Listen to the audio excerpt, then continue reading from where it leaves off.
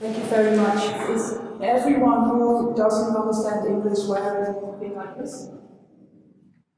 Because I have to speak in English because I don't speak your beautiful language. I'm so very sorry. I tried to learn it, but it's too difficult.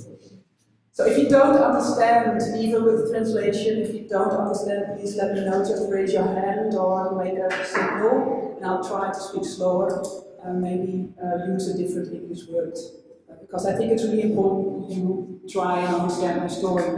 It might help you for the next few years to become the capital of culture in 2024.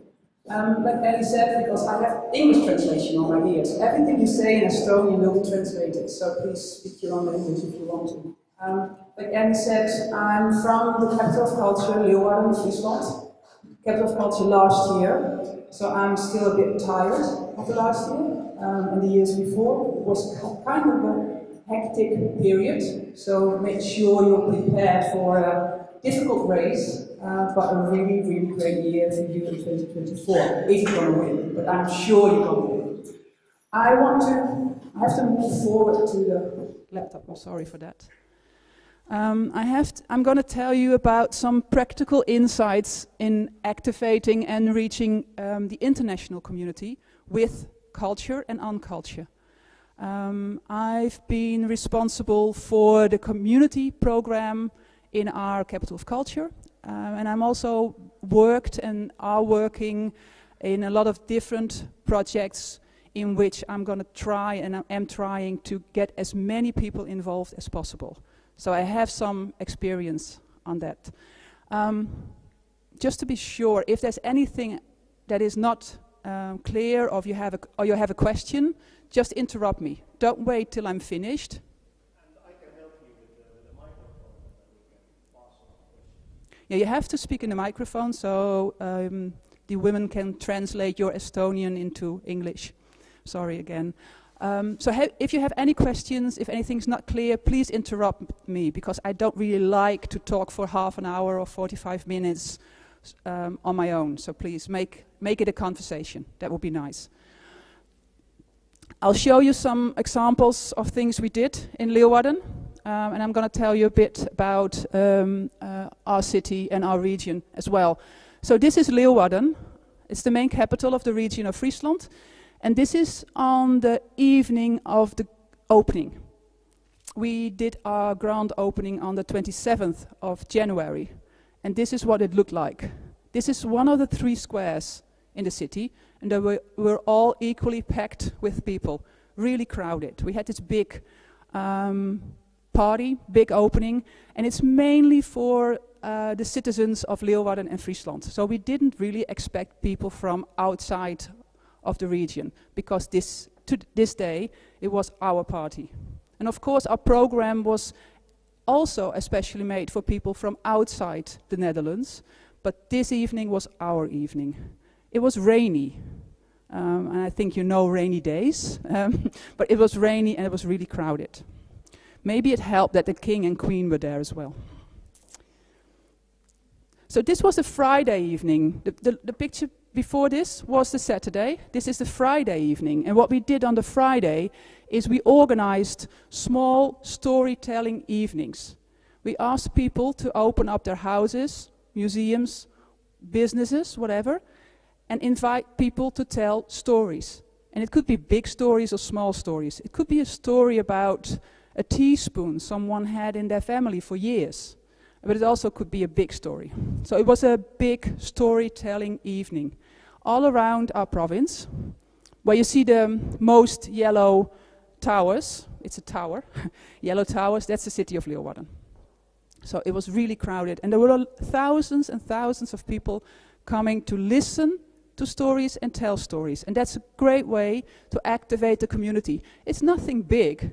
You're gonna go somewhere and tell your story, and maybe your audience would be 5 or 10 or 15 people and not more. So it's not difficult to tell your story for a small audience, but it's something to activate people.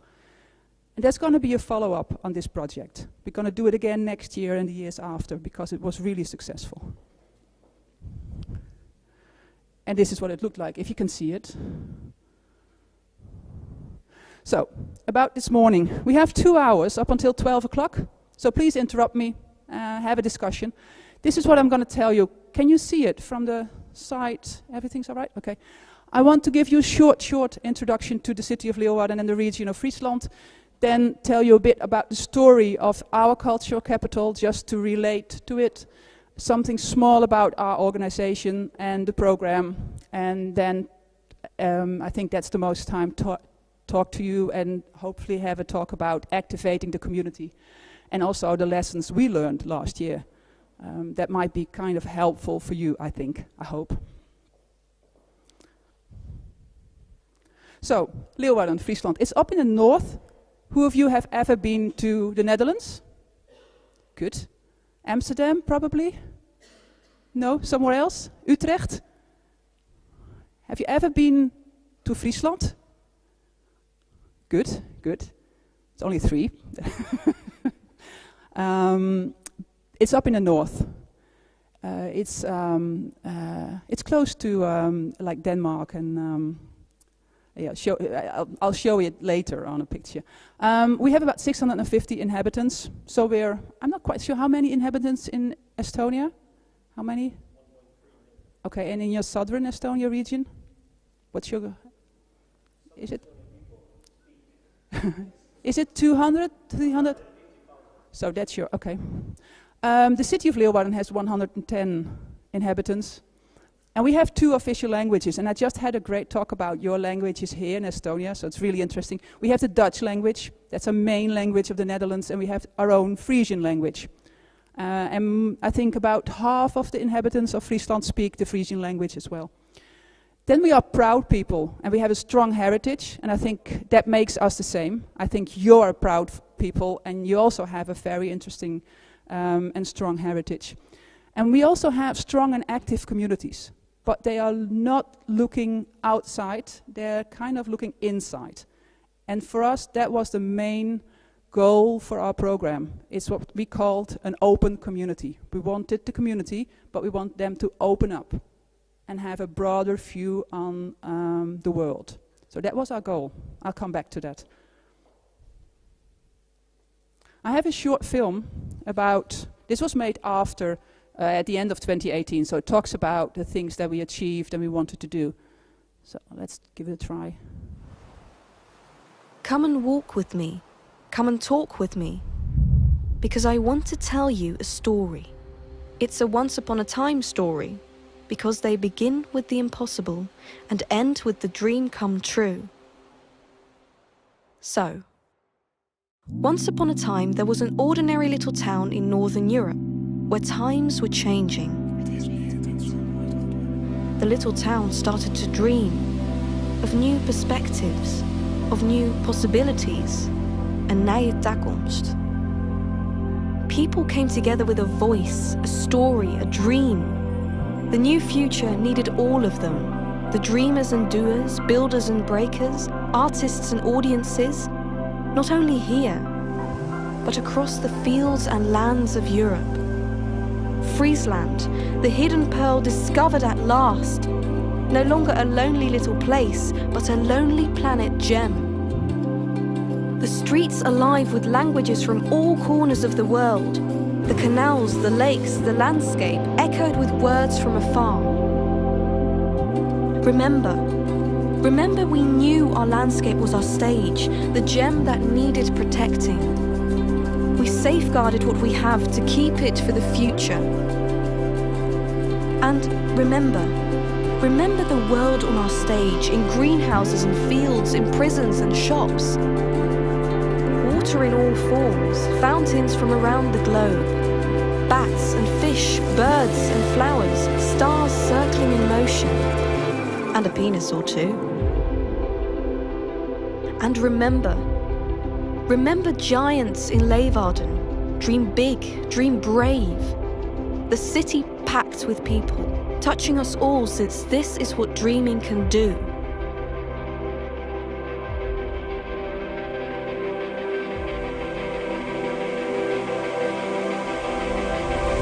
Look at me. Where are we now? Did we all live happily ever after, as the fairy tale goes, with gentle giants and standing ovations? The new future achieved? Was it all glory and praise? Triumph and success? With ambition comes challenge, with expectation, letdown. Critique follows culture and argument art. But we dared to be different and to dream out loud. We dared to inspire with the old and the new. It was fresh, it was challenging, it was 2018. So keep walking with me, talking with me, because the future is yours too. Let us build on this year. Let culture show the way. Give young artists a chance and new voices a stage. Let us collaborate, co-produce, continue to dream. For culture lets us breathe.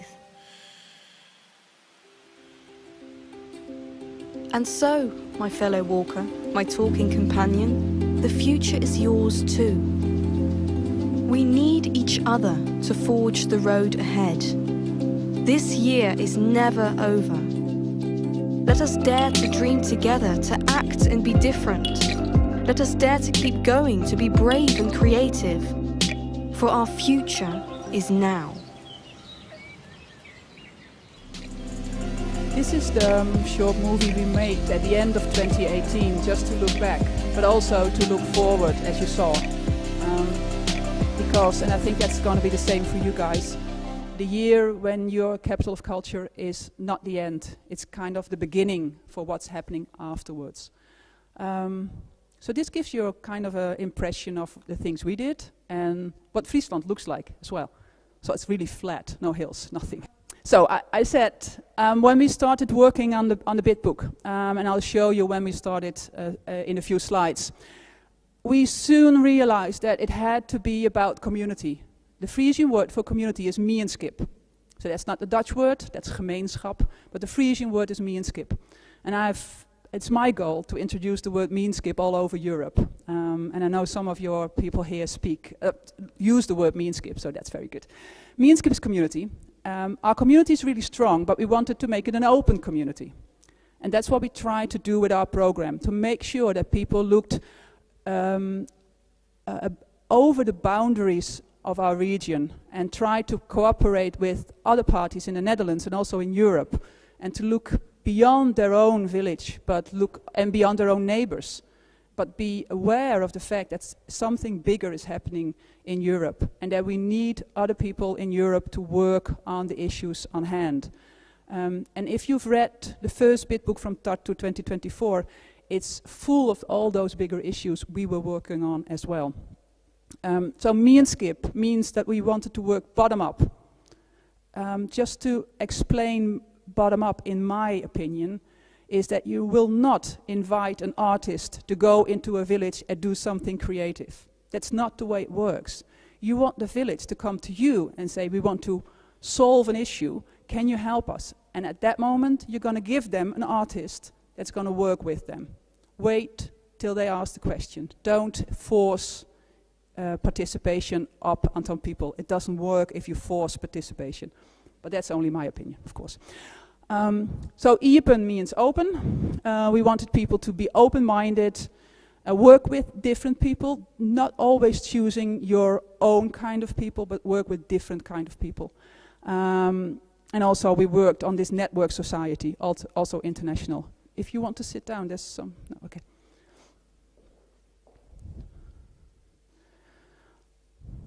We wanted, and I think you want that as well, to use culture as a means for change on economy level, ecology level, social level, and cultural level. Does it sound familiar, or is it something really stupid I'm saying right now? If you have any questions, please let me know. Our organization, we were really, really small. When we were in our bid book phase, we worked towards winning the title. As Ernie just said, that we had to compete with really big cities like Utrecht and Maastricht. We were the underdog, maybe a bit like Tartu. No one expected us to win, but we did win. So we were really, really small, and we worked towards winning the title. We didn't look behind the moment of winning the title. So as soon as we won the title, we had to get organized. What we decided was that all the projects in our program and all the events were going to be organized by other people. So I was one of the people in the artistic team, we hardly organized anything ourselves. We were just there to help them and to develop programs. We wanted third parties, so other organizations, existing organizations, to organize the projects themselves.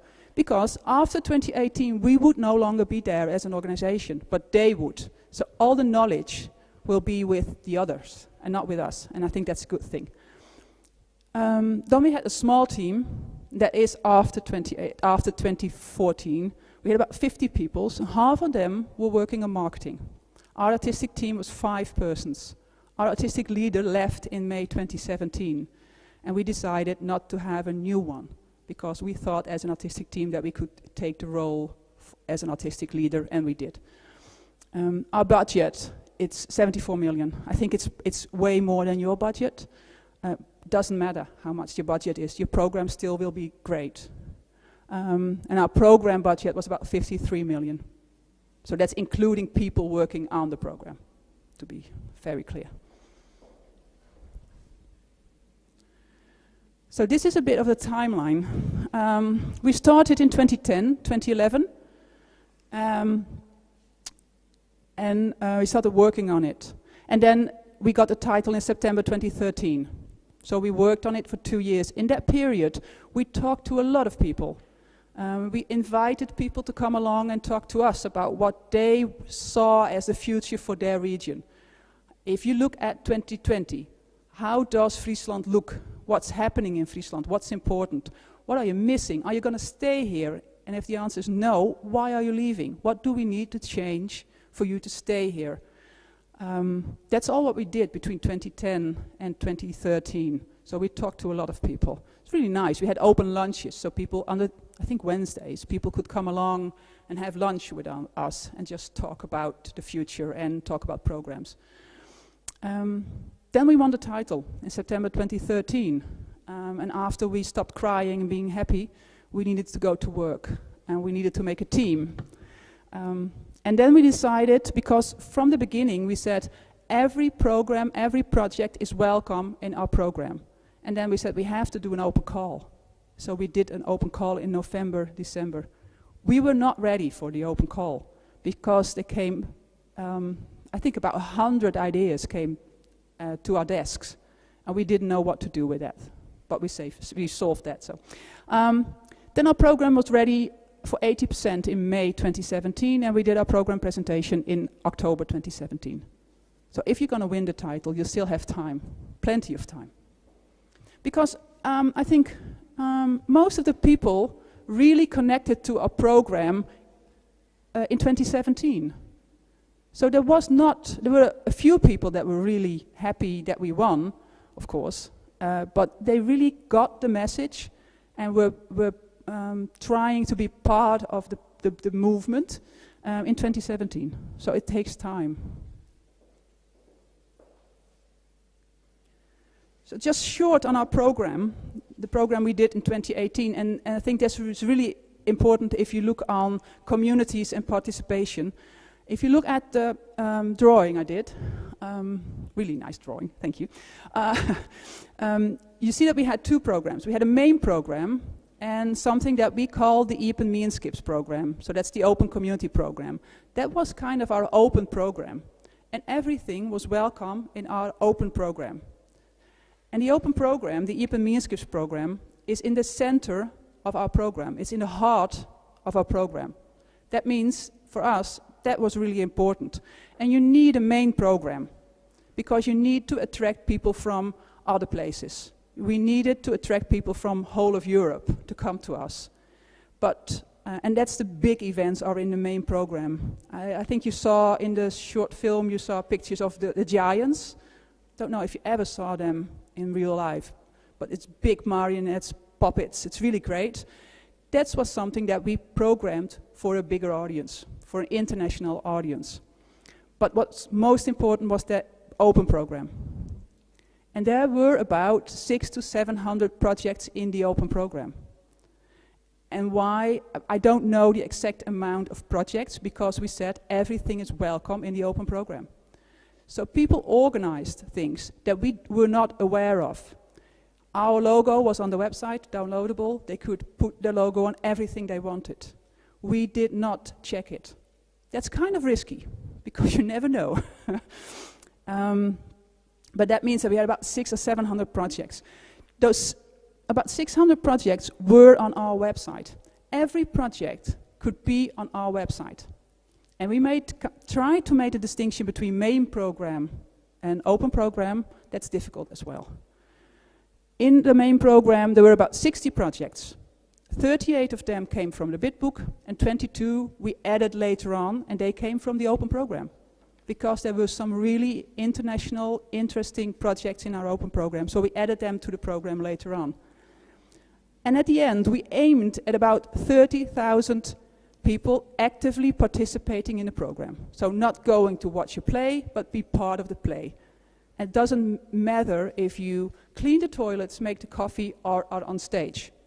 In every case, you're actively participating. At the end, we had about 70,000 people actively participating in our program. That's a lot. That's more than 10% of the total of inhabitants of our region. So that's quite a lot. And we had 3 lines that we tried to promote: dare to dream, dare to act, and dare to be different. And I think our program was about that. Dare to dream and dream big. Dare to act. Well, you can't only dream, you have to do something. So dare to act and dare to be different. Try. Is this clear? Are there any questions? You're so very quiet. Thank you. Hello. Hi. Name's Laurie. I wanted to ask, were there some things in the program that you sort of facilitated that maybe society wasn't ready, or you at least looked at it that this is going to be risky, but okay, we're going to do it anyway? No, I think if we learned one thing is that we are kind of safe people. We don't take a lot of risks. And I think that's a negative point of our program, because it was always kind of it was not risky. People did the things that was safe. It's a safe program. And there was one project that came to us and wanted to be on our program, and then we said no. And I'm gonna tell you what it is. Yeah. You want to know probably. Yeah, we want to know. It was a guy who came up with this idea of having children using fake guns shooting at each other. So they could experience how it was to be in a war situation where children shot each other. And then we said, no, we're not going to do that. That was too much. Well, that sounds more of not really giving anything positive, but I'm thinking more in the lines of things that would benefit society, but society in a way is not ready itself. Or edgy. Yeah, maybe a little edgy, but nothing dangerous. I don't think we had really edgy projects. One of the most maybe edgiest, if that's a good word, project was the penis fountain you saw in the small film. And that was, we had this project called 11 Fountains. We have 11 cities in the region, and we invited international artists to develop and come up with an idea for a fountain in every of the 11 cities. And there was this regional theater group, and they didn't agree with that, because they said, why didn't you invite Frisian artists to make a fountain? And then we said, no, this is an international program, we want international artists. And they, as a reaction, they made their own fountain, and it was the penis fountain. And we thought that was a great idea, because it's kind of what we wanted them to do, just use culture to react and to disagree. And we put the penis fountain in our main program, because we thought it was exactly what we wanted people to do, use culture to express an opinion. But I think that's the only, and it's not really edgy, of course, but it's the only thing. And that's why I said this is just the beginning. It's kind of, we need people to get motivated to do more edgy things. So you also supported it financially Sure. and promoted it international and so on? Sure. Okay. Yeah, we did. We tried to convince people to be more edgy, but and I think you might be the same, we don't like to fail. So if you come up with a project or an idea, you want it to succeed. You don't want your project to fail.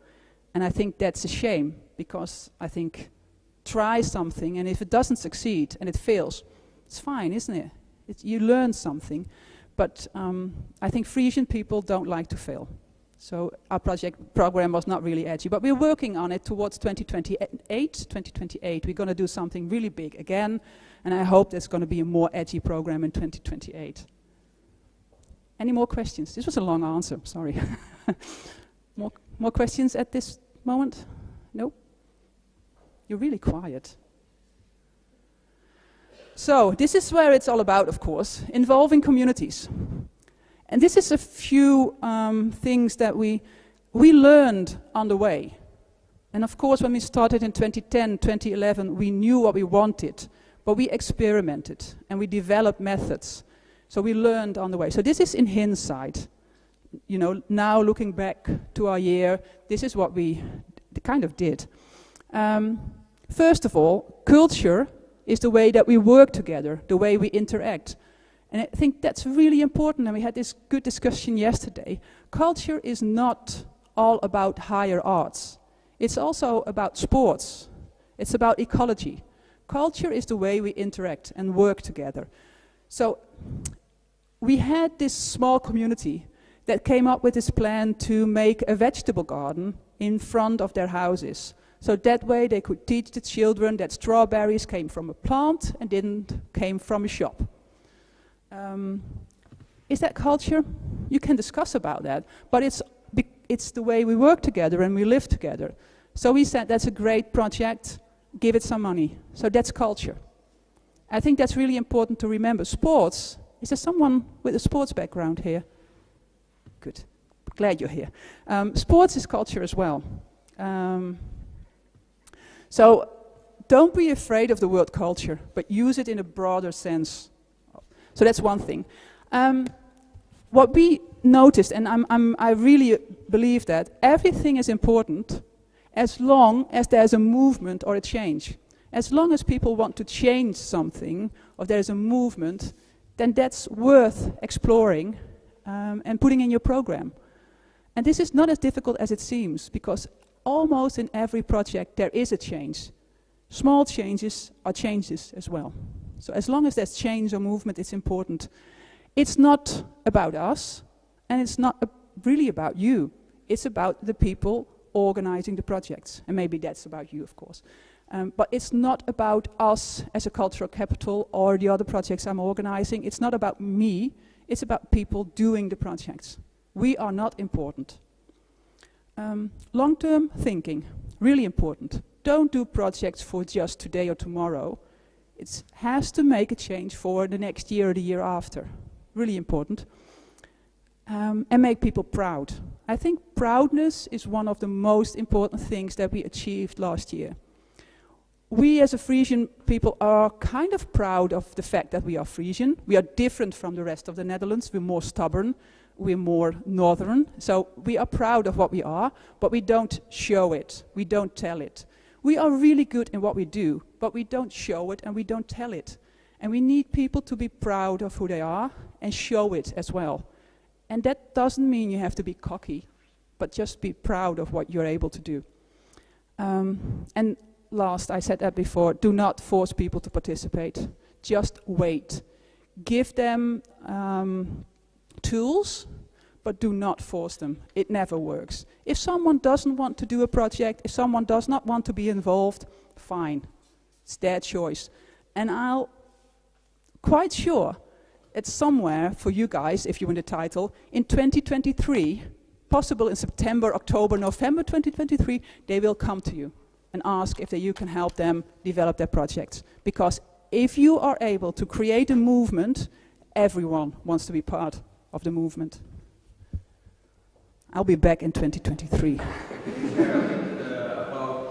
when you are onboarding really many people, there are bound to be conflicts. Like there are dividing the place and time, but there are different takes, different opinions, and how do you make the choice? How do you communicate the choices? Has everyone understood the question? So it was about how do, because if there's so many projects, how do we make a choice what project to put in the program, you mean? Or just make sure they don't clash?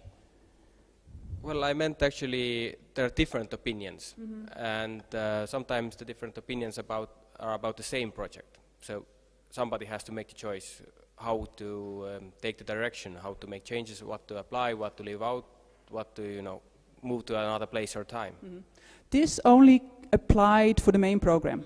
So for the 60 projects in the main program, this was really important. For our open program, it was not important because it was not up to us. It was up to them what they wanted to do and how and when and where. If by chance we knew that some things were, like two similar things were happening at almost the same place, almost the same time, we would suggest them to move in time, move in place. But it's up to them. For our main program, we decided, because we wanted to have a main program that was interesting from January up until November when we ended. So for the main program, we decided it, and it's always in good conversation with the owners of the project, because we were not the owners of the project. That was them. So it's only applies for the 60 projects in our main program, and for the rest it didn't apply. It was their choice where and when they wanted to organize their project. So I understand that basically it was like clear ownership for the projects that you own, and the other one only suggestions. Yep. Okay. Yeah, we didn't own the projects in the open program, and we also didn't own the projects in our open program, in the main program, sorry. But the main program for us was the program we attracted international audience. So that's why we needed it spread out over the year, and also make sure that it's had enough tickets to sell or was accessible for everyone. So that's something we had talks about with the organizers. For the open program, we didn't care. So, is that clear? Is it a clear answer? Yeah, Thanks. thank you. Okay. So I think then the million-dollar question, how we activated 70,000 of people. We came up with support, of course. And this is for the open program. So it's for the 600-700 projects. We came up with practical organizational support. We came up with a website. So if you had a great idea, but you didn't know how to write an application for money, for example, or asking a permit from your municipality, then you could go to the website and you found there were some kind of examples on how to do it. And the website still exists because it's a really good website. And there's also a really, really long list with all the funds you could go to ask for money and help you. And we did workshops. We organized workshops for people who wanted to organize a project. And there were workshops about communications, how to sell my event, but also in how to make sure I've got the right permits or insurances, but also accessibility. How can I make sure that someone who's in a wheelchair can enjoy my project as well? Or how can I make sure that someone who's deaf knows what's going on stage? We help them with that as well. And the nice thing about workshops was that there came a lot of people to the workshops, but the breaks, I think, were most interesting, because that's when people meet each other and start talking about their own projects. And a lot of projects connected during the breaks of the workshop. So make sure there are enough breaks and there are drinks afterwards for people to meet each other. Then we had some support on content. We had a lot of people in, I think about 2015, early 2016, come to us and said, I have this great idea, but I don't know how to bring it further. It's not a project right now, it's only an idea. We had this woman, an artist. She said, I want to do something with the weather, because people always talk about the weather, but I don't know what. So we organized these sessions, 3 sessions in a row, where people could come, and it's all people with great ideas, and they worked together on developing their ideas and each other's ideas as well. So there were about 10 to 15 people there, projects, and they talked to each other about each other's ideas. So that meant that if we were there in one of those sessions, you would come up with an idea, and I have maybe an idea for your idea or suggestion of I know someone who could help you and you know someone who could help me. So we had 3 sessions in a row with the same projects. And after the 3 sessions, we had great project plans. It kind of works when you put people together in one room and let them work together on their own ideas and each other's ideas. We helped them financially as well. We had this open program budget, and we helped a few projects. Projects we thought were really interesting, needed just a bit of extra money, and the money we gave them ranged somewhere between 500 and 15,000 euros. And we only helped them if we thought that they were working outside of the box, did something really new, something they have never done before. And of course we advised them, we shared our network, we connected projects with each other on a local level, but also national and international. Finance-wise, was there any competition over the finance you supported for the project? No. Me and my colleague Sjoerd, we were in charge of the open program. Sjoerd did the City of Leeuwarden open program, and I did the rest of the region. And we had set aside a small budget for helping projects, and it's just me and Sjoerd deciding which project to help. It's kind of debatable.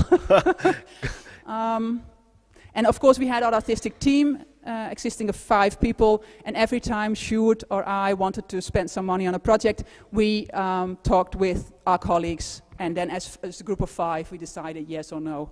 But you know how that works, because if Sjoerd and I say we should do it, they all said of course we should do it. So no, it's gut feeling, and we have once or twice been wrong, and wrong means that we gave people money and they didn't deliver a project. Is that a bad thing? I don't think so. Because they worked very hard on the project, but they didn't manage to finish it, or it didn't work out, or maybe it's going to work out this year or next year. It's fine. We helped them in the marketing, PR. They were put on our website. We made sure that they could buy space in the newspapers, etc., etc. And of course, and I think this is really important, we did lots of talking and maybe even more listening, because people just want to share. They want to talk to us about what they're planning to, what their plans are. So listening is really important. And for our open program, we had 2 of my colleagues that were sitting in the office all day, doing all kinds of stuff, but also there for people that just gave us a visit, just came along and wanted to talk about their project and want some advice. When we did the open call, everyone asked for money. And we said from the beginning on, we do not have money. And of course we had a small amount, but we said to people we don't have money. And that way, I think by 2016, no one asked for money anymore. And then when we came with the open program budget for some of the projects, everyone was really happy because we did have some money and we could help them financially. But they don't really need money at all. In the Netherlands. I'm not quite sure how your situation is going to be here, but money is not always the solution. Then to finish, I think, I want to show you some example projects, just get your creativity working. Just to go back to the money, I think we had one big advantage, and that was that our province, so our government, decided in 2015, I think, to come up with what they called an open fund. So that's an open community fund. So if you wanted to organize something about open community, so a really community-like project, you could apply for some money from the province, so from the government, regional government. And that really worked, because that was the money people needed to get started. So they didn't come to us for the money, but they came to the government. And that's really helpful. Maybe it's worth a try here as well. So, example projects. Like I explained, the bigger projects in the main program were in the main program to attract international and national audiences. So a lot of projects, about 600-700, organized by communities, people It's people that did that in their free time, in their spare time. They all have a regular job, and this is something they did next to their job. Interesting. Then we had this really interesting discussion about quality. Because in our community program, open program, if I've seen a lot of theater plays, for example. Are they good quality? Most of the time they were not. But they're quite good because they had the whole village cooperating in the play. So it's good on the participation level, it's not good on the artistic level. But that doesn't matter, because it's more about getting as many people involved as possible. So I've seen a lot of bad plays and exhibitions and whatnot. But every time when you saw that the whole village was connected to the project, made always give me a smile and make sure that I was happy when I drove back home. Anyway, a few examples. So this is what we call under the tour, that's the Frisian word. Under the tower is the English translation. And it's also mentioned in the first bit from Tartu 2024. Who has read the first bit from Tartu 24? Oh. This sorry, I'll get some water. This project is named in the bit book. And it's a really interesting project because it has to do with churches. Almost every church in Friesland, and almost every village has a church. I think every small village has a church. Even if there's about 6 houses, there still is a church. So I think we have about 460 small villages, and every village has a church. So we have a lot of churches in Friesland. And the guy that came up with this idea wanted people to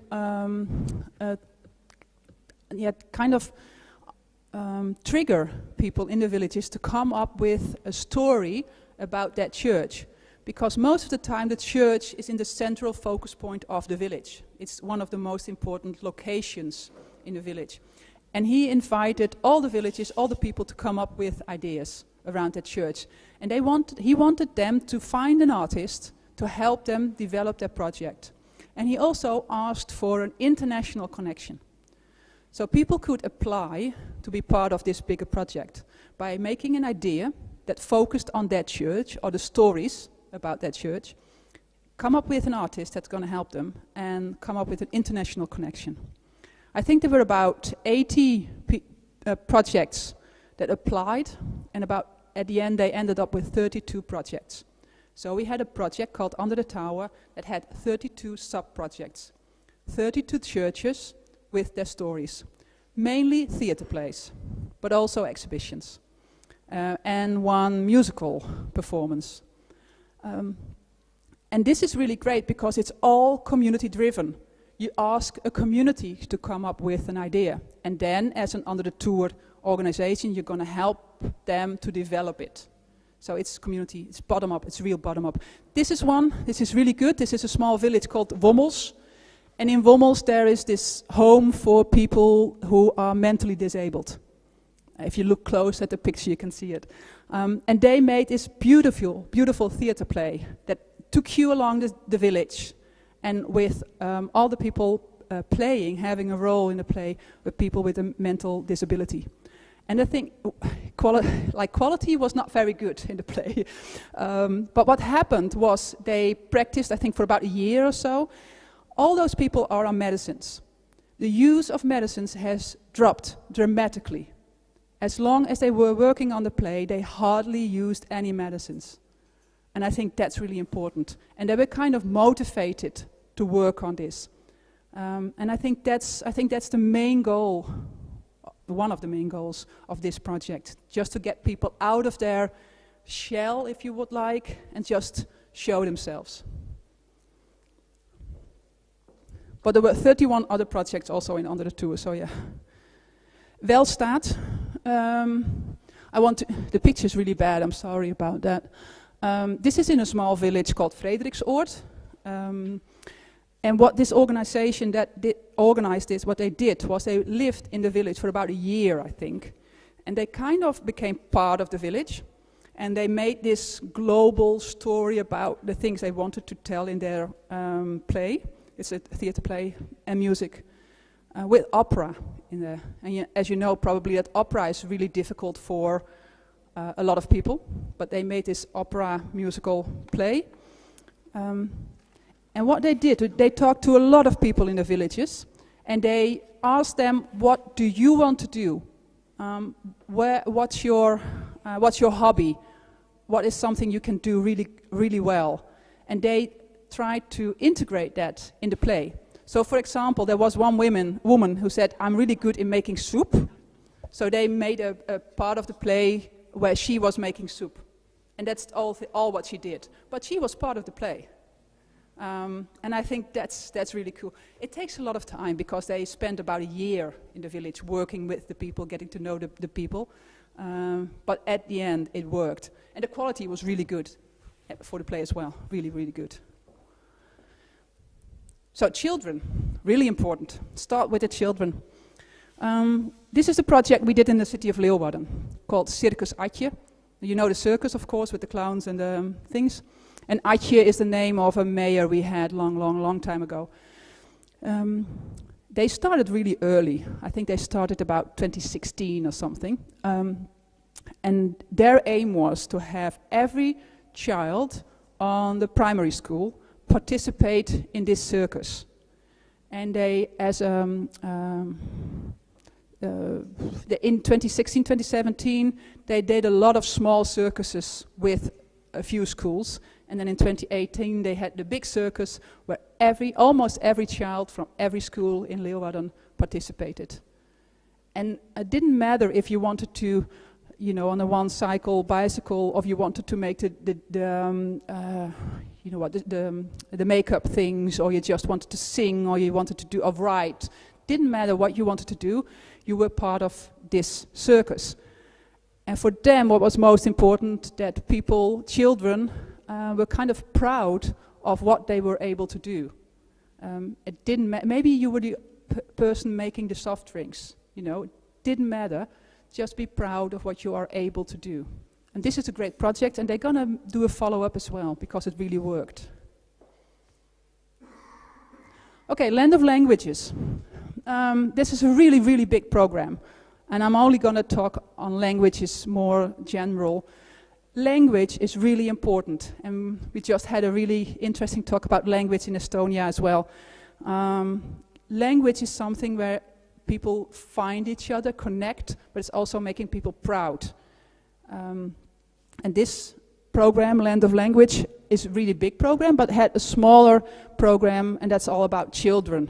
And making children aware of their language and the importance of their language. And how to play with language as well. And because language is something you can be proud of, it made them more proud of their heritage and their language as well. It's like learning how to play with language. This is a really, really interesting project, and also having a follow-up. This is one of my favorites. I think we're going to share the presentation, and some of my notes are in there as well, and there's also a website. Open Dorp is Frisian for open door or open village. So the P, if you leave the P out, it's open door. With the P there, it's open village. And there's a website, also with English translation, so you can look at it. What they did in a small village called Veenwaardsterwal, they interviewed every household in the village. I think about 120 something. They did short interviews, about 3-4 minutes, and made a picture. So it's a picture and a story. So you're listening to this story and watching the picture. And I think that's really nice, because we're all very used at looking at moving images instead of really looking at a photo. So if you are forced to look at a photo for about 3 minutes, whilst the person on the photo is talking to you, it's really interesting. And it's all about living in a small village. How it is to live in a small village, how to live closely with people you might not even like. And I think this is one of the best stories there was. This guy is really religious, and he tells about it. And I think that needs guts to tell about the fact that you're religious and you don't like homosexuals, and we all knew that there was living a homosexual couple in the village as well, because that was, I think, 2 weeks before this one, the homosexual couple were there. You know, that's, so it's kind of, you were part of the village, and these people really opened up. They put the stories on Facebook and on the website. Every day you had one story. And when this story came up, there was a complete discussion on Facebook about this guy. But it's kind of interesting. I'll make sure you get the website, and if you have time, just give yourself a few minutes just to listen to the story and look at the picture. About this concrete project and maybe some other similars, how hard it was to activate people to speak about these delicate matters?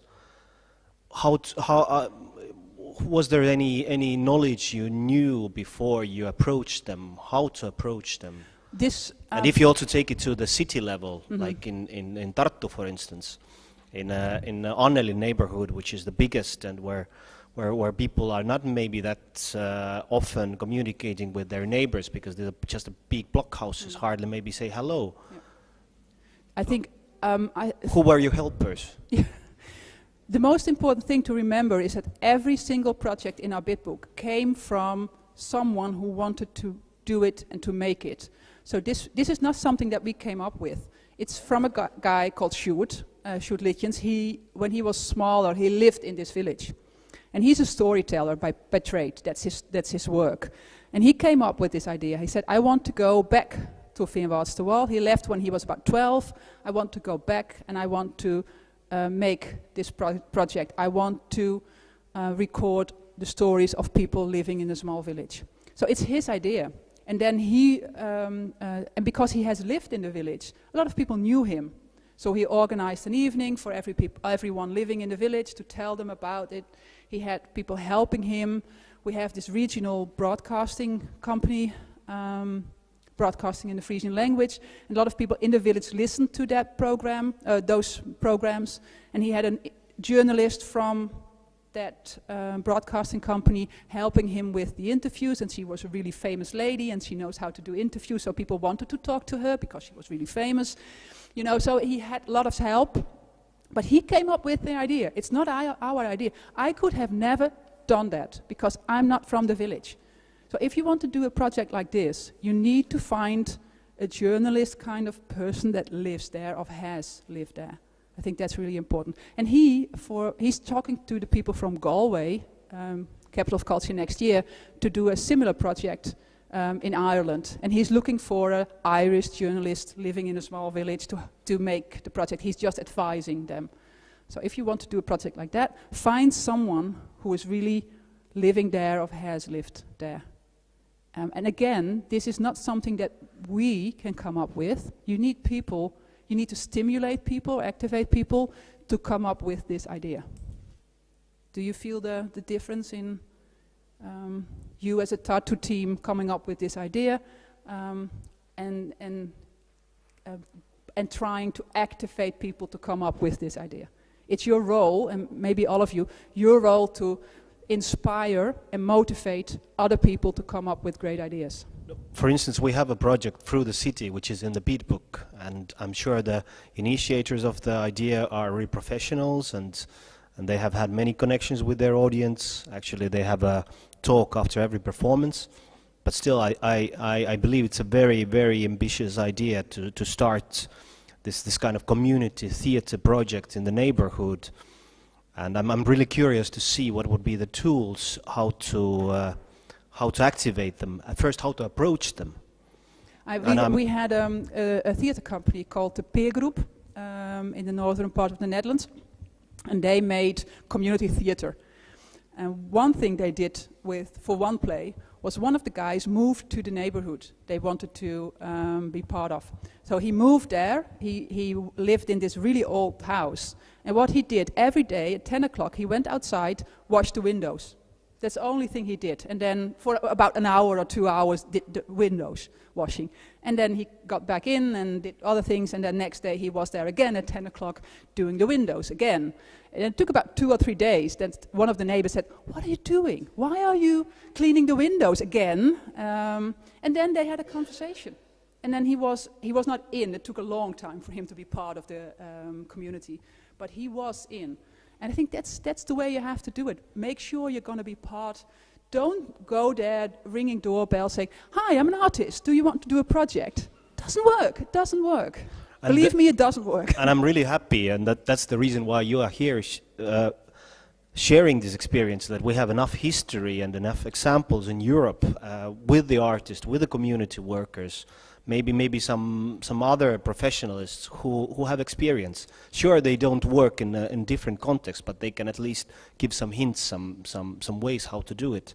And that's, I believe, is a fascinating part about this European Capital of Culture process, that you have enough experience and examples from different countries how to do it. Yeah, I think that's really important, and just get the right examples that will fit your situation, because of course in the Netherlands it might be slightly different than over here.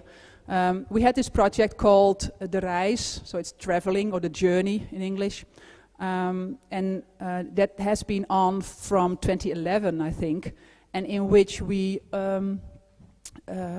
invited villages or neighborhoods to come to us with their issues. Is there anything in your neighborhood you want to see solved? And it could be something like some ecology thing, or like a community thing, people not knowing each other, neighbors not talking to each other. And then they came to us and we worked with them and we connected them with an artist. And we made sure that the artists were ready to do community projects. And we trained the artists as well. We gave them a training on how to do community projects. And then they started working together. And I think it takes a long time. It's not something that today someone comes to you and tomorrow you're connected with an artist. It's not the way it works. You have to take your time to find the right person for the right community. But the Journey project is really successful, and not because the things that the artistic output was this good. It's more about the community level. It's very good. I can share something with you if you want to. So Ipendwarp, give yourself a few minutes just to listen to the stories and look at the pictures. And the good thing was it was one picture a day. So every morning when I started my laptop, the first thing I did was listening to a story from the Open Village project. Give yourself this treat, it's really good. Okay, culture. What's culture? This is culture as well. This is a word I can have a hard time pronouncing. Krotschitit, I think. It's like knitting, but then in one thing. But I think the translators have found the right Estonian word for that. This is two women that came up with this idea somewhere, I think about 2013 or something, that they wanted to make the largest crocheted blanket in the world. And they just asked people to make this small blanket. I think the size is, I think it's 2 by 2 or something, or 3 by 2, something like that, with small squares, 15 by 15 centimeters. And it kind of took off. Everyone, not only in Friesland, but around Europe, suddenly were making those blankets. And it's really kind of an old-fashioned thing to crochet, but people did. Like not only old people, also younger people. And somewhere in the summer, this was a pre-viewing of how many they had. This is a big square in one of the squares in the city of Leeuwarden. That's our famous leaning tower. We have a leaning tower as well. So come to Leeuwarden, not to Pisa. This one is much nicer. And somewhere in the summer, they had all the blankets spread out in a big park just outside the city of Leeuwarden. It was enormous. I forgot how many it were, but it was huge, enormous. And the thing was that people, like my mother, she started making those small blankets. And she once called me and said, well, listen, I'm making those blankets, but I'm not really quite sure why. Can you please come? And she has this group of people living in a small village, women. And she said, can you come and tell us why we are making this blanket? And also tell us about the cultural capital. So that's what I did, and there was about 20 people, women, all the women, all making those blankets. But it gave us, as an organization, the possibility to explain about cultural capital, of course, but it gave people so much more community feeling, because a lot of communities and villages were organizing these mornings where everyone could come and just make a blanket. It was really good. And if I should have put a picture of the summer thing in there, but there were blankets from all over Europe. Our colleagues, Cultural Capital from Kaunas, Lithuania, also came along, and they brought, I think, about 6 or 7 blankets as well. So a lot of blankets. And this project was not financed by us or someone else. Not financed at all. The women that organized it were blown away with their success. They didn't know it was going to happen. They were not financed. They had other jobs. This is something they did next to their job. It's huge. It's enormous. So if you want something really community-based and you like work like that, just organize something like that. It's really simple. Find someone to organize it. Don't do it yourself. Find someone to organize this. And I'm really sure that the women who did this are more than willing to come over here and help you organize it. I have a short question. What happened with the blankets afterwards?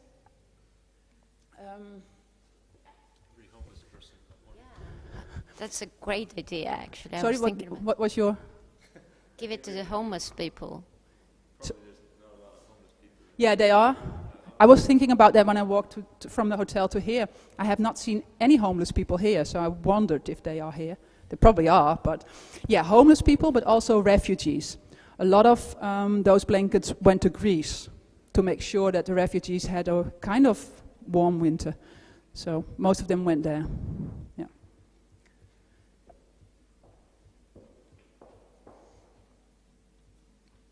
So this is my final sheet. That means you have to get talking after this one. Lessons learned, just short advices from us. Lessons learned from the Cultural Capital, but also from all the other projects I've did, in how to activate communities to be part of your project. Take people seriously and create time.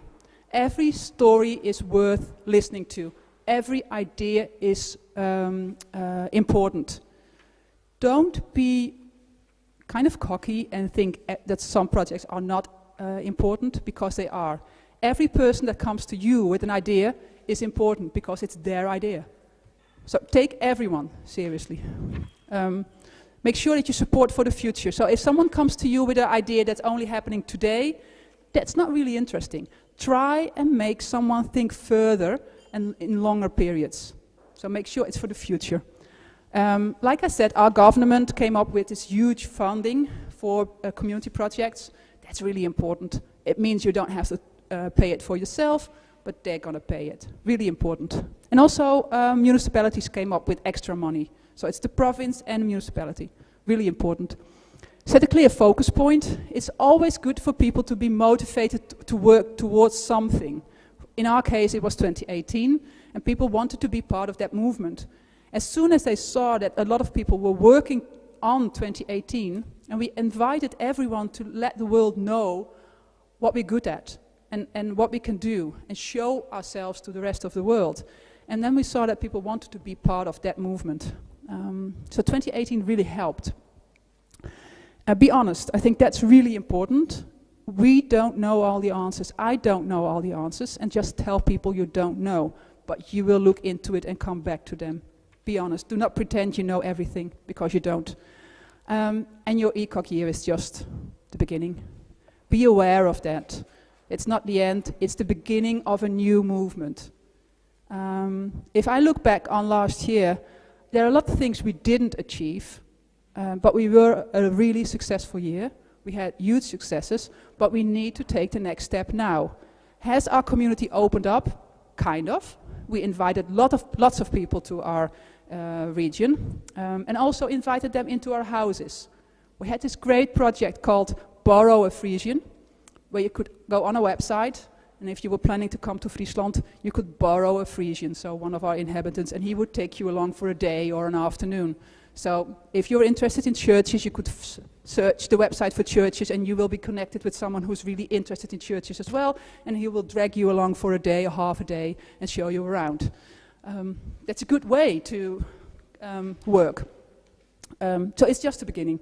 We need to make the next step, and I think for you guys, if you're going to win the title, but again, I'm sure you're going to win, it's just the beginning. So that's it, guys. Any questions? I hope you have any questions. Discussions. Do you agree with what I say? Or not at all? That's fine. Immie, I have the question about communities. Who were the most hardest communities or audiences or groups of people to grasp? Like, who were the hardest to open up or come along, or who were, let's say, who are the people who are most disinterested in participating in culture in Friesland? I think that's two different questions. Who are the hardest group to get involved in our project? I think that's the somewhere between the 15, 25. They are really hard to get. Are they not interested in culture? Yeah, they are, very much. But maybe our program was just not appealing to them. But it's a really difficult group. Same as Tartu, we have a lot of students in Leeuwarden. You know, they come into the city, stay for about 4 years, and then are gone again. So that was a really good, and my stepdaughter, she's 16 right now. And of course, we only talked about cultural capital at home, and even she was not really interested. So that's a really difficult group to get. In our case, I think about the 50-plus group was the easiest to attract. Maybe it might even be part of our program. Like, we had a few music festivals in there. There were younger people, but they didn't know that it was part of our program. So you have to find things that will interest them. On the festival, for instance, we had this project called New Faces. We had refugees working as a volunteer in the project.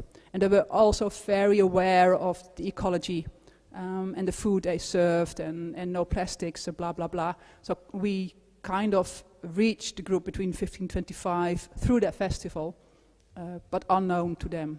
So that's a difficult group for us.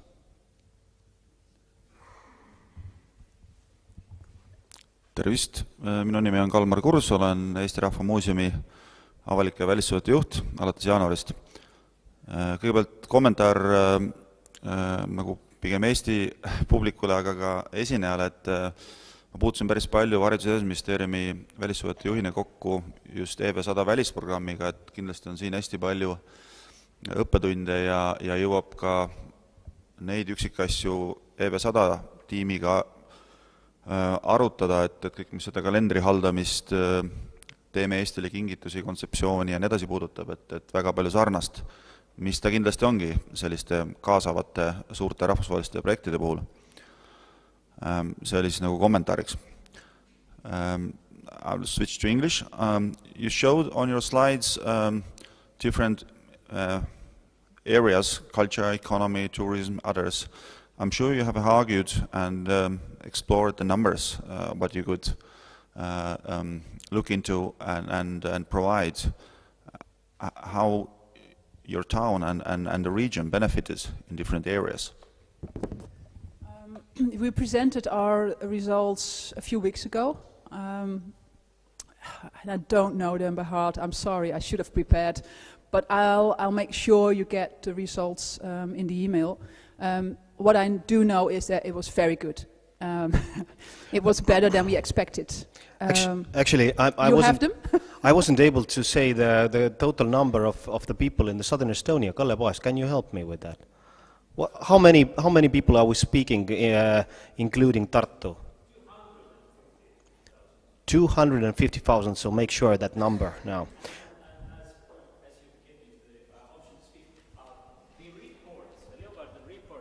I emailed it, the report, I emailed it to all the people who registered themselves, so you can also look up the report from the email in full length. Yes. What I can just give a short summary. We aimed at about 4 million visitors. We're much more than that.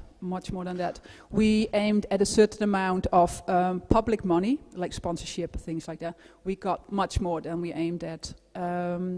Then the money that people brought to us, like what were the revenues of cultural capital, was much higher than we expected.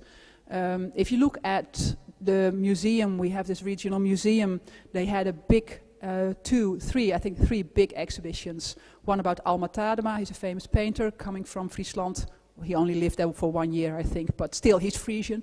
So we did this big exhibition about him. And Escher, of course, he's from Leeuwarden as well. And I think everyone who came to the museum spent about 85 euros per person. So that's a huge amount of money coming into the region. Immie, I was just reading the report, and I made a post in Facebook about it, and I can just quote it.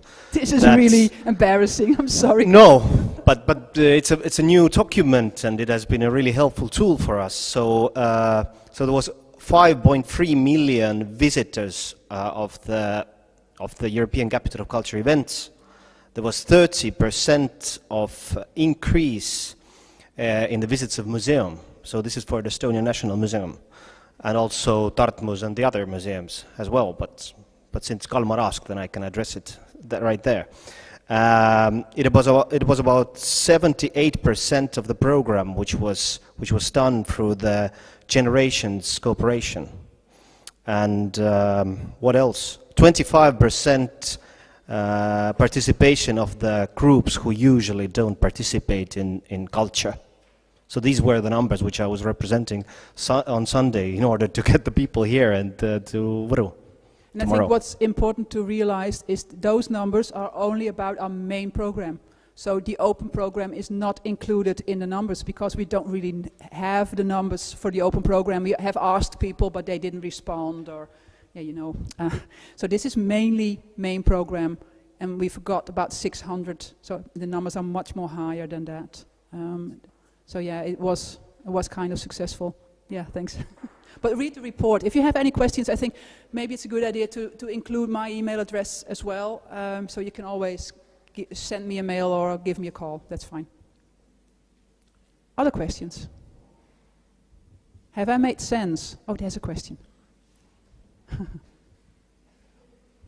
Careful. Thanks. I've been saving this up for some time. Is there anything that you can say now, after all of these experiences, that you think the general public in Tartu, in southern Estonia, in Estonia, should know about what to expect from 2024, should we win the title? Expect it to be busy in the city and also the region. I live in the city of Leeuwarden, and I think from 2017 on, at home, me and my husband, we complained about how busy it is in the city. If we want to go out for dinner, we can hardly find any place to sit. And before 2017, it was not that difficult to find a place to sit. So be prepared. It's going to be really, really busy. And also, in Friesland, people got more proud of their own city, their own village, their own region, and I think that's really important. And that's going very slowly. But we had the giants, and they were in the city of Leeuwarden for about 3 days. And one evening, it was beautiful weather. One evening, I was in the city center, and one of the giants was asleep in the city center on one of the squares. And he was snoring, or she, I think was the little girl, he was snoring. And it was really crowded. And we had this great pop-up kind of cafe, like bit Berlin style. It was really crowded in the city. And I was watching the giant, and someone came up to me, and I didn't know her. And she said, "I'm so proud of the city of Leeuwarden." And that's the first. It's the first. I've never heard someone tell me that they're proud of the city of Leeuwarden. And that's what's going to happen. And I'm not quite sure if people are proud of Tartu and the southern Estonia right now, but be prepared that they're going to be proud. And you can only make people proud if other people come into your city and be enthusiastic about your city. So that's really important. I think that's going to change. I think that's it. But that's not it, but it's smaller things. Point. It's kind of your city and your region becoming more vibrant, more lively, and that's what's happening. I think the city of Leeuwarden and the region has changed dramatically. So for the people here who have been to Leeuwarden before, When have you been? No, you have not been in Leeuwarden 2017, have you? 2018. You have been to Leeuwarden. No, you. Annelie, you are at Annelie. Yeah? You've been to... Last year, okay. So it has not changed since last year. But make sure, I'm quite convinced your city is going to change, positively. And Really? some other thing, I think what's very good to know is that you have to find as many people as possible who are behind your idea and wish to become a cultural capital. Even if they do not really understand what it brings your city, but you need people to just stand behind your idea. What we did in 2013, first half I think, was to make sure that there were stickers everywhere. Almost every shop window in the city of Leeuwarden had a sticker on it that said, of course, something like of course, and flags as well. So when the jury came to us in end of August, they were wandering around the city. There were all those stickers for people supporting the culture of capital, and they didn't know what it was, but they just put up the sticker. So. Yes, and I was also very, very proud to be in Leeuwarden last summer during one of the high seasons of your year, and it was really great that you could see that's where the European capital of culture lives, because it was all decorated in this blue, red, white colors, and I think what is important with a smaller city is that it's more visible. When Tallinn was the European capital of culture in 2011, there were anyways the ferries coming in with the dozens of thousands of cruise tourists and so on, and it wasn't that visible. But in a small city like yours or like Tartu is, yeah, it's really visible. But there's one thing which I would like to clear or make clear is that Tartu is the second biggest city in Estonia. So it means that actually many of us look at us as you are big and everything is great here. We shouldn't worry about that. That we have used the word in a smugness in a way that we shouldn't worry about Tartu. But it's our team's real big effort to find out our most aching issues, and also Southern Estonians' aching issues, because these aching issues for a particular city are the most important things for them. So, and that's I think is important to underline here.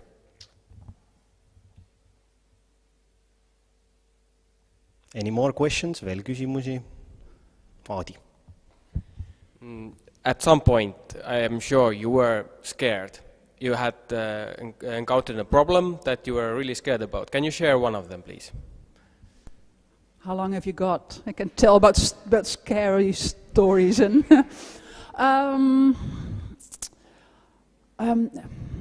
I'll share a few, just short. If you want to know more about it, I'm willing to tell more about those. We had, I think, about 8 CEOs since 2010. So almost every year we changed CEO. Some of them left on their own behalf, some of them left less voluntarily. That's an issue. Our artistic leader left in May 2017, like I said. And I think most of the people were happy he left. And we solved it quite nicely. He found a new job in America, and that's why he left. It's good, but we were glad he left. Because having an artistic leader who doesn't really understand how it works in your region is really difficult.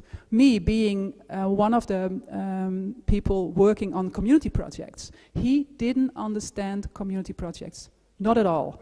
So I had constantly explained to him that community projects could also organize parking venues very well, or know how to make a cup of coffee for their audience. He didn't understand. So that was, for me personally, it was very hard. So I was glad he left, but it took about half a year. So yeah, that's one thing. Then the second thing is that we had our closing month in November 2018. And we were so busy doing our program, making sure our program was all right. And we were a really small group of 5 people in the artistic team that we didn't find time to organize the closing event.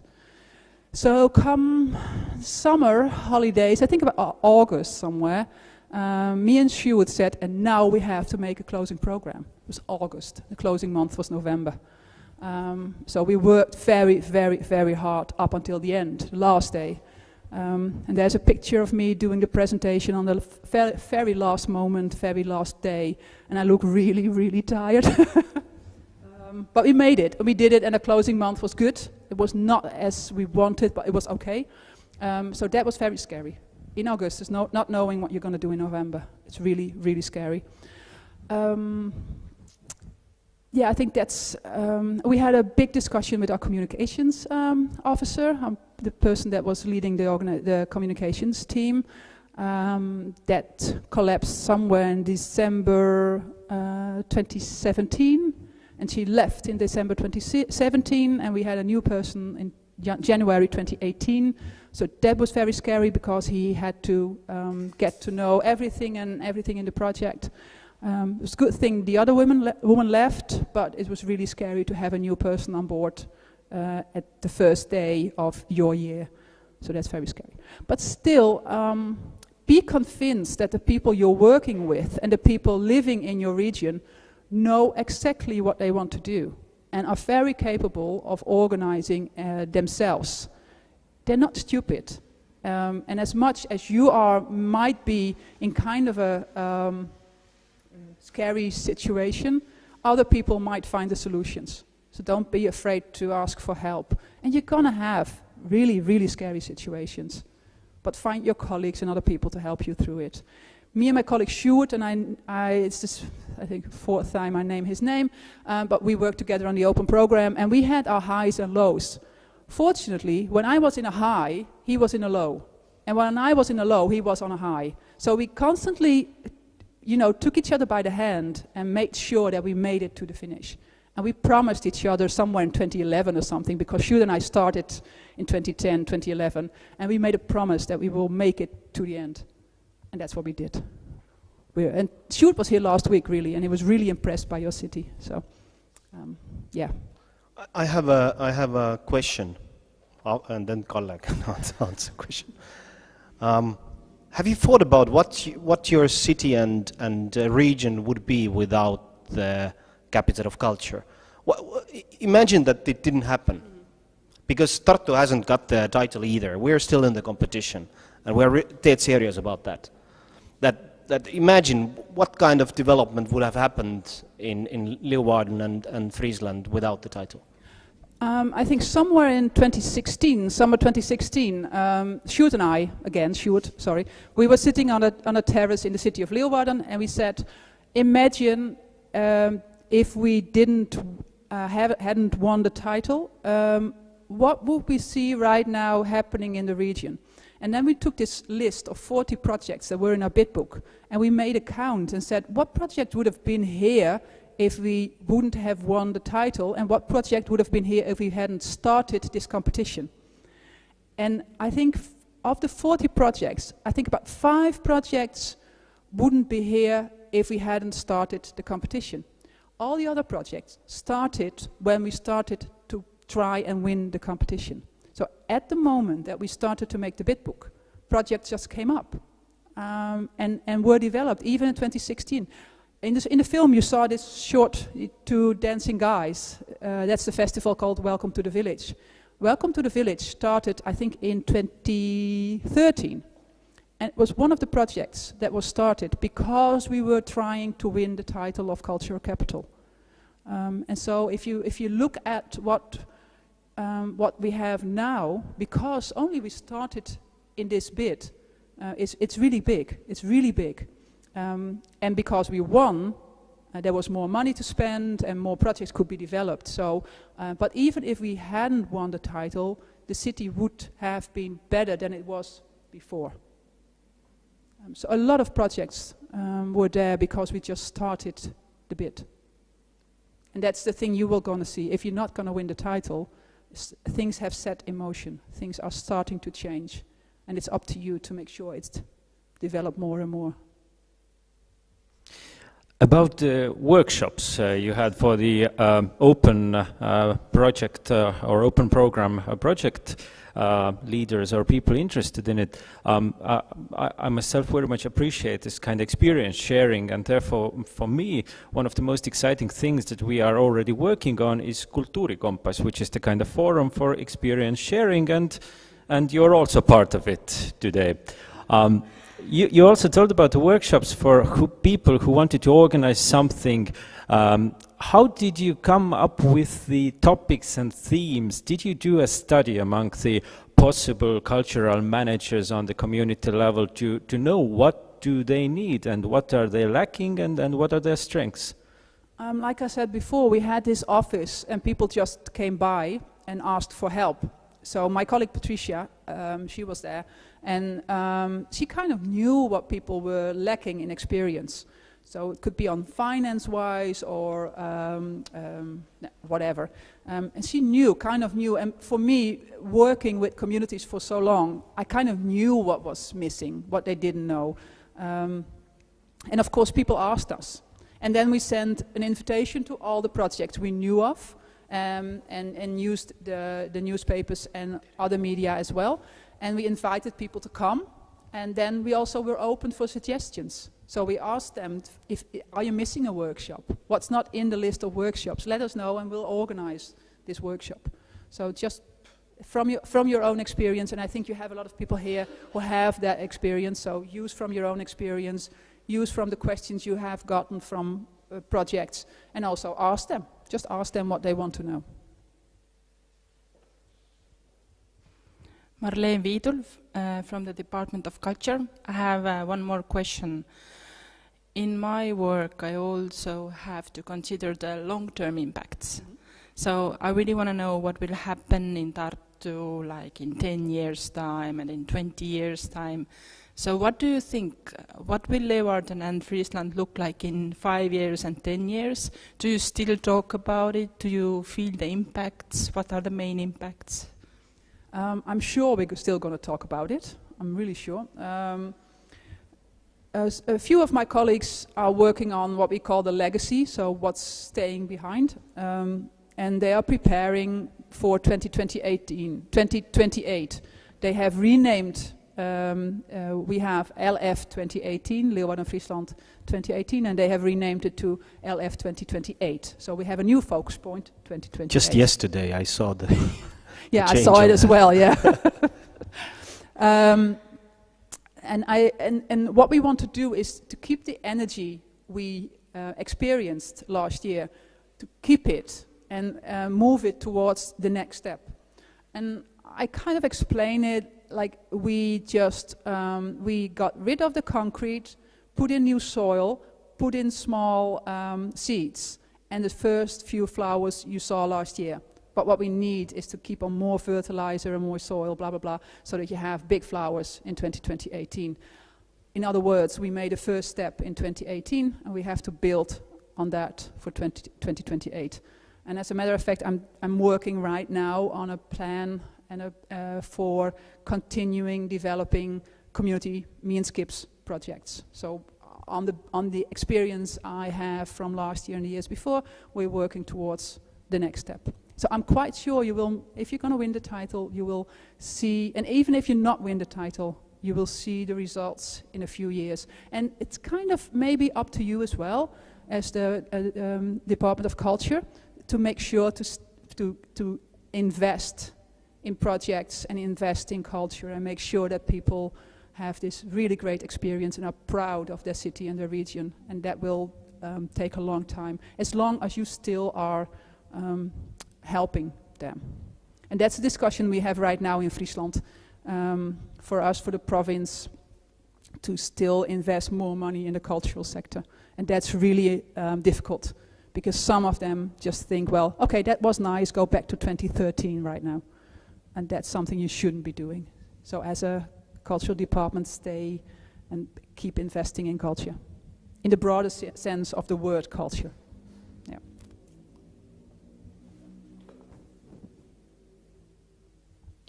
Veel küsimusi? Kui keegi tahab veel... Ahhaa, väga hea. Palun. Hi. Was there any regular cultural events that was cancelled because of cultural capital due to tight schedule or overridden by tight schedule or miscommunication or finance? Regular, you mean What happened before? What happened before? No. But there were some projects in 2014 or something. They said, well, we're not going to do something in 2018 because it's going to be too busy and too crowded and there's not going to be any audience left for our project. And they kind of threatened to do nothing. And then we said, okay, fine, that's your choice. I can't convince you have to do something, but I think you're going to miss out on new audiences. But fine, what you want to do. And at the end, they did that thing in 2018 because they saw that something was going on, something was happening, and it's also a chance to get some new audience as well. From a bid book, we had 40 projects in a bid book. I think 2 or 3 of them got cancelled just because they hadn't had the time, the idea was not as good as we thought it was, that things happen. And also we had this great project called Sense of Place. It's all about the Waddenzee coast with all the big land art kind of things. And they kind of miscalculated in permits. It's really difficult to put a piece of artwork on the dike. That's really difficult. You need all those permits, and they kind of didn't prepare well enough. So that's something that's going to be taking a longer time, but they're still going to execute the project, but it's going to take 2, 3, 4 years as well. And I think that's kind of good because it means that it doesn't stop in 2018. That you can see next coming years you can see something is happening as well. So, but no big cancellations, no. There exciting times on money though, because there were much more projects. They had to fight for the same amount of money. So that's interesting, but they all succeeded happily. This question also rose last week when we had this top-level leaders of the municipalities of southern Estonia meeting and agreeing upon supporting the candidacy of Tartu and southern Estonia, and the question rose about the competition between the events in the region. So what could be your experience? And I think it a little bit applies maybe to Tartu as well.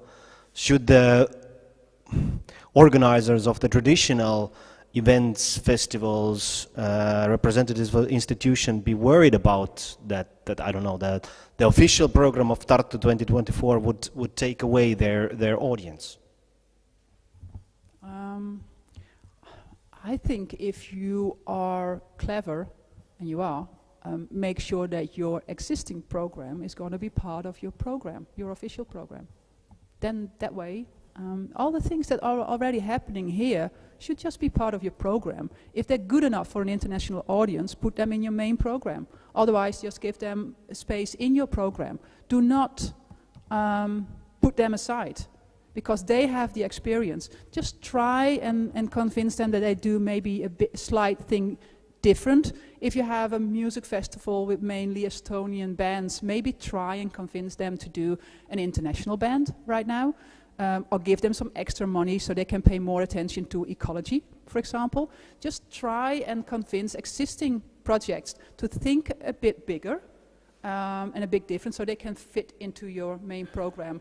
It's the easiest way to have people supporting Tartu 24 and also to have a good program, because you know those projects are kind of good and there is an audience for them anyway. Try to incorporate them in your program. Second, if you're going to come up with new things, plan. Do not program it on the same day as something that's existing. The existing projects will help you to come up with a year program that gives interesting things all year round. And of course, probably your winter and your spring might be less crowded than your summer. But make sure there is something interesting all year round. And make sure there's something interesting for the elderly people, children, families. There's humor, there's edgy program, there's theater, there's music, there's opera, you need all kind of things in your program. But my serious suggestion is just make sure that everything that's already here, put it in your program. And also, we talked about this earlier, if you have conferences, things like that, put it in your program. It's easy audience, and it's easy program. And try to make it a bit bigger. Invite international people. If you have a conference that's mainly Estonian, try to find an angle to invite people from other European countries. That way you make it an international conference, boom. Yeah, well, there's another... You don't have to do it, of course. It's just... yeah, I agree with you. I totally agree with you.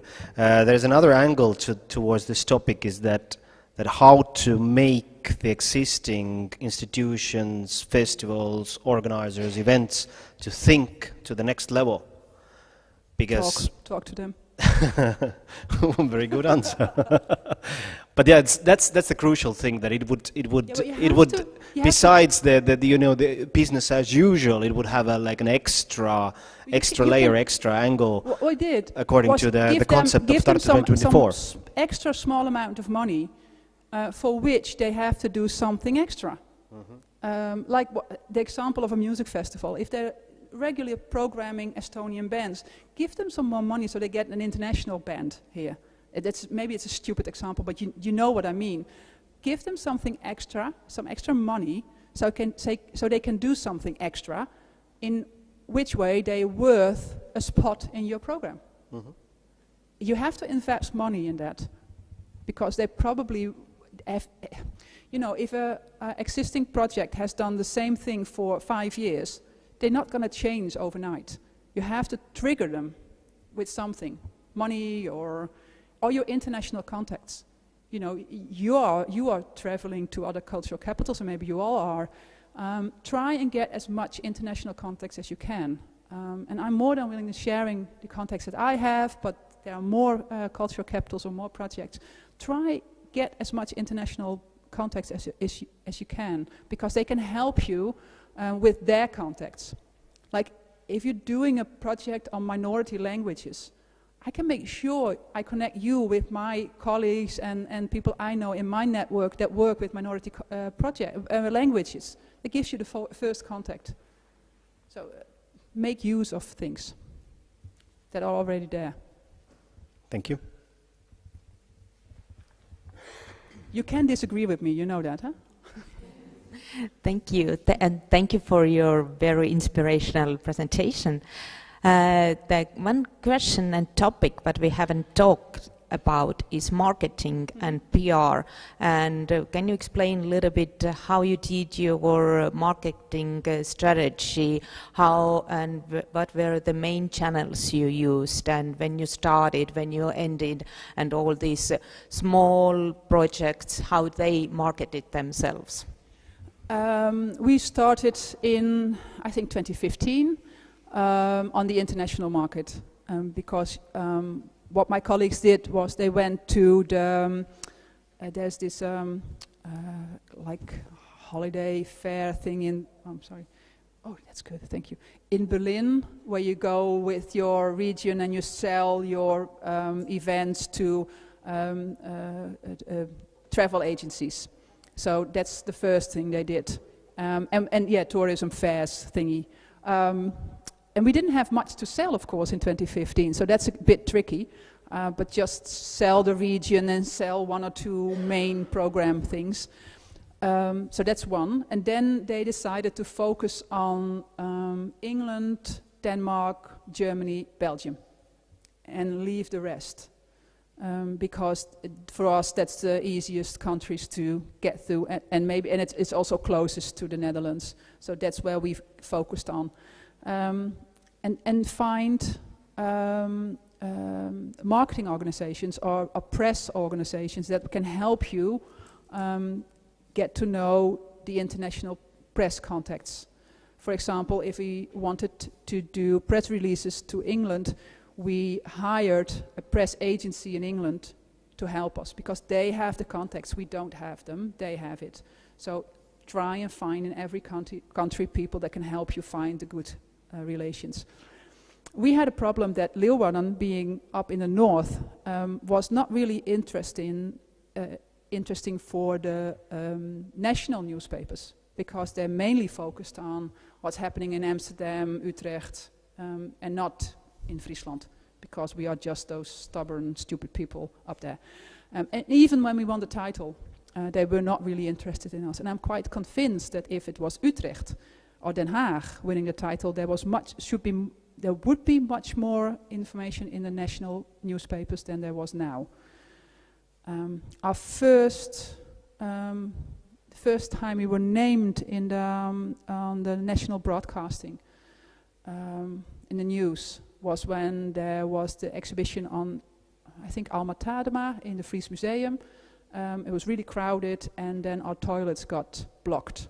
So the toilets didn't function anymore. And then the big question in the national news was, is Friesland ready for a huge amount of people?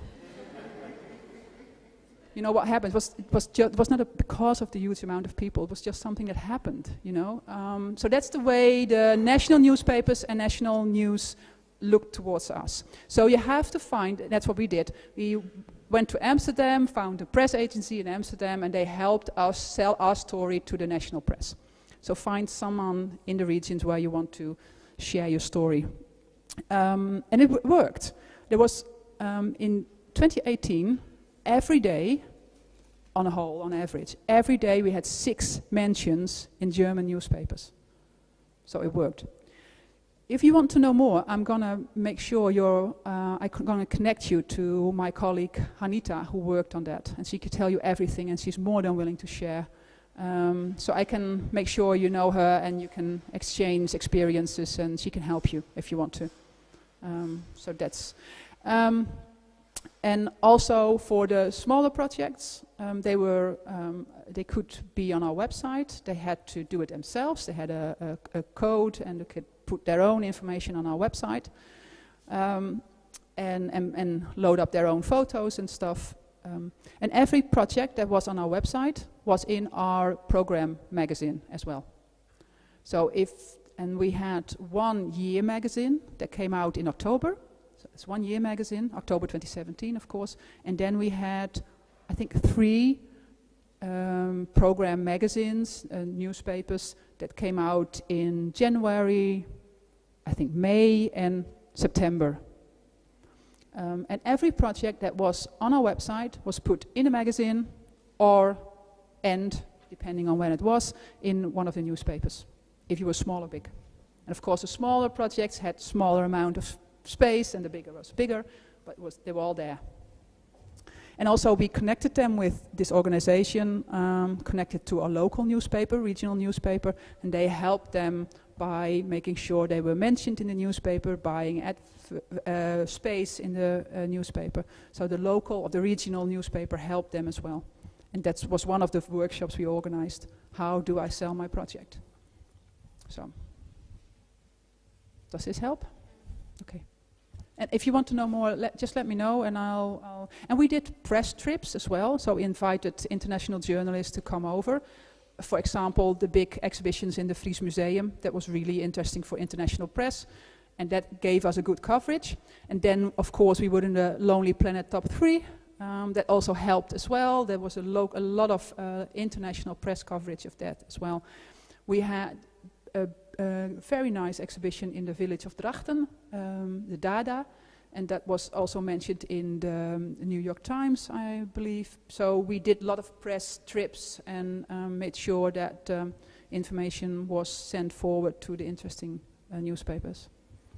There is 5 minutes left. Okay. So it's a moment for a very last question. Otherwise we can continue the discussion for some time in the smaller groups, and Immie will be available. And like I said, I'll ask you guys to put in my email address, so if you want anything, like if you wake up tomorrow morning and think, wow, I had to ask that, just send me an email. It's fine. Mm-hmm. That's it? No more? Yeah, good. Yeah, I have a question. Well, if it's the last one, then I'm sorry, because it's a little bit dark one. But when I saw the video, everything seems like fairy tale, and everything seems perfect. And I'm also proud of. Perfect. Oh, it's lovely that someone are. I know what you mean. Yeah. But All those community projects where you have people who open their hearts and they are really enthusiastic and they ask people to trust them and vice versa. But in all this sense of positivity and yeah, let's do it, did you have any encounters with either hostility or vandalism? I mean, if you have like those big puppets on the streets, did you have people to guard them and or do you know what I mean? Meaning like, yeah, what do you do with people who are not enthusiastic and, oh, this is weird, I don't like this, I'm going to do something about it or say not so nice things to you? Sure, yeah, we had those people. Look, by telling everyone your project can be on our program, you kind of make it easy for everyone to be part of this. So we're not going to make a selection. That's step one, I think. But still, you have people that come up with this great idea, and we just, like in the beginning, we had people coming to our office and said, well, I have a great idea. I think you should do something about church clocks. Okay, church bells. I said, okay, but you should do it. No, you should do it. No, I'm not going to do it. You have to do it yourself. And then they were angry and left. And you see that those people just talk about it and that we don't want to help and we're not open-minded, blah, blah, blah, blah. That goes away the closer you get to, in our case, 2018. So that will fade away, kind of. We have people, they were angry because we didn't respond on an email, they didn't get the money they wanted. Of course, you always have those kind of people. But that's just, it's a minority. It really is a minority. Their impact is very big on us, especially because we always want to do the right thing. But yeah, that's what it is. You have to swallow and move on. Vandalism, we didn't have a lot of that. We have the new fountain in Leeuwarden, the 2 white heads you saw in the film. That was vandalized once. Someone sprayed a mustache on the one of the heads. The municipality cleaned that overnight and then that's it. So I don't think we had a lot of vandalism because people were kind of proud of what happened in the city. And like the fountains, it feels like they're part of their city. And as much as people did not agree with the fountains, the 11 fountains, they didn't like the design, they didn't like the artist, blah, blah, blah, blah. But as soon as the fountain was there, and a lot of international people came along to look at the fountain, that changed. You know, the ones that complained, the people that complained the most, were now standing next to the fountain and saying, yeah, this is my village, and we are so proud of the fountain. And you know, when you're successful, everyone wants to be part of your success. And it's also about trust. You have to trust people in that they will not break something and not vandalize. And of course, the giants, we had guards there to protect them, of course. We have to. But I don't think we needed them in the end. We had, if we have time, just one example. We have this Olympic swim champion. He won Olympic gold or silver, I think. And he came up with this idea to swim 200 kilometers. We have this big ice skating thing going on. When there's ice, there's the Elfstedentocht, the 11 Cities Tour. It's very old, it's more than 100 years old. And when there's enough ice, we're organizing the 11 Cities skating tour all along the 11 cities. 200 kilometers, but we never have any ice anymore, so he came up with the idea, I'm going to swim the 11 cities tour. So that's going to be swimming for 200 kilometers in one go. So that's a big event, and he wanted people to join him in the water and swim, and in every city there should be a big party and a festival, blah, blah, blah. And he came up really late with this idea, and we said, yeah, you can be in our open program, not in our main program. And the police said, you're too late. We do not have any more policemen and women left. We can't make sure that you're safe. So there was no police. All along the 200 kilometers, no police. Didn't matter. Nothing happened. Because people were kind of proud that he was swimming the 200 kilometers. We didn't need police. So yeah, you know, sometimes you just might overprotect and you don't need it. It's kind of a happy ending of a dark question. Thank you for the happy ending. But I believe, as the final word from Tartu 2024 team, I believe that engaging and communicating communities is a challenge, and it's an everyday challenge. And I think what worked in our case is if you reach out to community projects in financial wise, but also in network. I've noticed that people find it really interesting to cooperate with international partners.